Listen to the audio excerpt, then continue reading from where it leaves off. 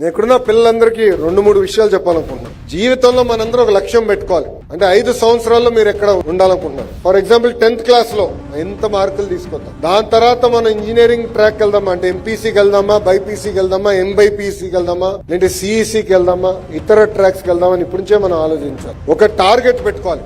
ఆ టార్గెట్ కోసం అహర్నిశలు కష్టపడాలి. టార్గెట్ సాధించడం అంత ఈజీ కాదు, చాలా కష్టపడాలి. కేంద్రంలో ప్రధానమంత్రి గారు కానివ్వండి, రాష్ట్రంలో ముఖ్యమంత్రి గారు కానివ్వండి, ఇద్దరు అహర్నిశలు కష్టపడుతున్నారు కనుకనే మన జీవితాలు మనం ముందరికి తీసుకెళ్ళగలుగుతాం. దేశం సరైన దారిలో నడుస్తుంది. కష్టపడాలి. కానీ మనం అనుకుంది ఎప్పుడు సాధించలేకపోవచ్చు, బాధపడకూడదు. ఒక ఫెయిల్యూర్ జరిగితే జీవితంలో అది మనలో కసి పెంచాలి, ఫైర్ రావాలా. ఎస్, నేను అనుకుంది సాధిస్తానని ఆ రోజు నుంచి మీరు ఆలోచించాలి. నేను కూడా రాజకీయాల్లోకి వచ్చినప్పుడు 2019 ఎన్నికల్లో నేను పోటీ చేశా, ఓడిపోయాను. 5,300 ఓట్లతో ఓడిపోయా. ఓడిపోయిన రోజు నాకు బాధ కలిగింది, ఆవేదన కలిగింది. కానీ ఆ బాధ ఆవేదన నాలో కసి పెంచి 5 సంవత్సరాలు అక్కడనే కష్టపడి 91,000 మెజారిటీతో ఆ సీటు నేను గెలిచా.